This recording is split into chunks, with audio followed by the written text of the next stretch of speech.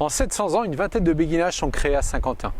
Tout commence en fait à Liège, où un prêtre, Lambert le Bègue, fonde une communauté pour des femmes laïques mais qui souhaitent vivre en communauté religieuse, sans prononcer de vœux. On est vers 1170.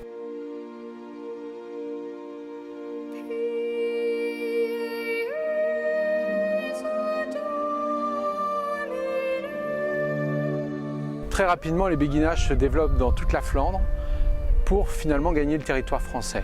Dès 1235, la première communauté est fondée à Saint-Quentin, une petite communauté de 6 béguines. D'autres communautés vont suivre, au total 4 communautés en 2 siècles, au XIIIe et XIVe. Très rapidement, les béguines sont persécutées par l'Église elle-même qui leur reproche d'être seulement des laïcs. Rapidement, les béguines sont interdites, sauf en Flandre où elles sont protégées par les évêques. À Saint-Quentin, on profite de cette protection pour conserver les béguinages. Et plutôt que de disparaître, les béguinages vont se multiplier à Saint-Quentin au XVe et au XVIe siècle. Les conditions d'entrée dans un béguinage varient en fonction du béguinage. Il faut avoir 30 ans, 40 ans, 50 ans, 60 ans suivant le béguinage, être veuve ou célibataire, être plus ou moins pauvre, de conditions plus ou moins pauvres. Une obligation, bien sûr, c'est de résider dans le béguinage et aussi, bien sûr, il faut souvent accepter de prier pour le salut du fondateur du béguinage. On reconnaît les béguines à la tenue qu'elles portent, une grande robe noire, ainsi qu'un voile blanc qu'on appelle le béguin.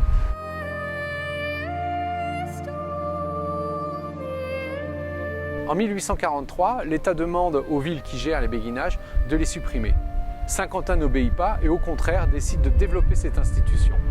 Dès les années 1840, les constructions de béguinages reprennent à Saint-Quentin, le béguinage Saint-Augustin et le béguinage Sainte-Marguerite, à côté de la rue de Baudreuil.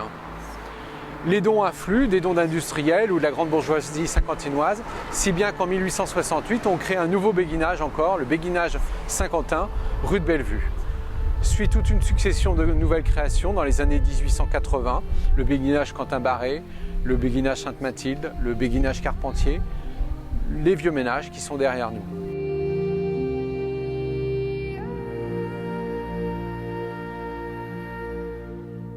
Finalement, c'est au XIXe siècle que les béguinages prennent une plus grande ampleur, puisqu'on a 60 béguinages en 1840, plus de 236 à la veille de la Première Guerre mondiale.